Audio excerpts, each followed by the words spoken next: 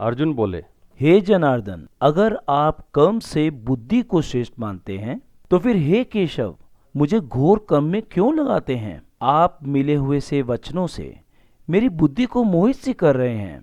आप निश्चय करके उस एक बात को कहिए जिससे मैं कल्याण को प्राप्त हो जाऊं।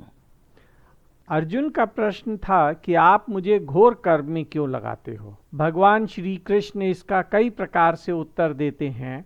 उसका सार यही है कि उनका उद्देश्य अर्जुन को घोर कर्म में लगाने का नहीं था।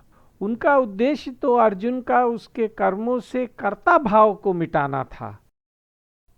श्री भगवान बोले, हे निष्पाप अर्जुन, इस मनुष्य लोक में दो प्रकार से होने वाली निष्ठा मेरे द्वारा पहले कही गई है।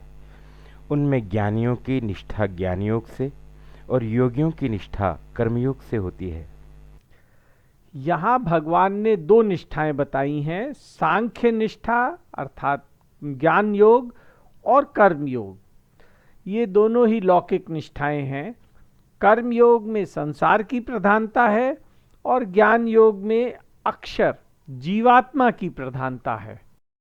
मनुष्य न तो कर्मों का आरंभ किए बिना निष्कर्मता का अनुभव करता है और न कर्मों के त्याग मात्र से सिद्धि को प्राप्त होता है।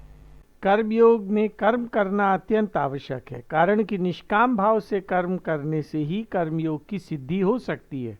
प्रायः सभी साधकों का अनुभव है कि कल्याण की उत्कट अभिलाषा होने से कर्म, पदार्थ, व्यक्तियों और परिवार में अरुचि होने लगती है।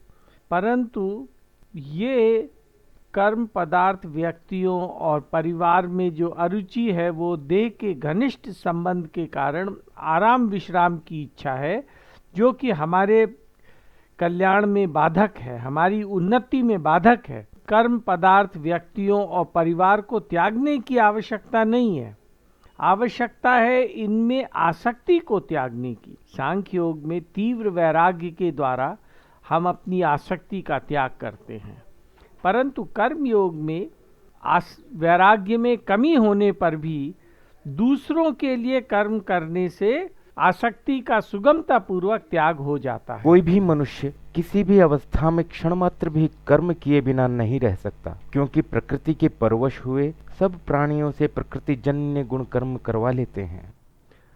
यदि ध्यान दे तो पाएंगे प्रकृति तो सदैव ही बदलने वाली है, परंतु आत्मा सदैव एक जैसी रहती है, उसमें कोई कर्तापन नहीं होता है। जब शरीर से हम संबंध जोड़ लेते हैं तो प्रकृति के परवश हो जाते हैं। जो इंद्रियों की क्रियाओं को हठपूर्वक रोककर अपने को अक्रिय मानते हैं, उनके लिए कृष्ण कहते हैं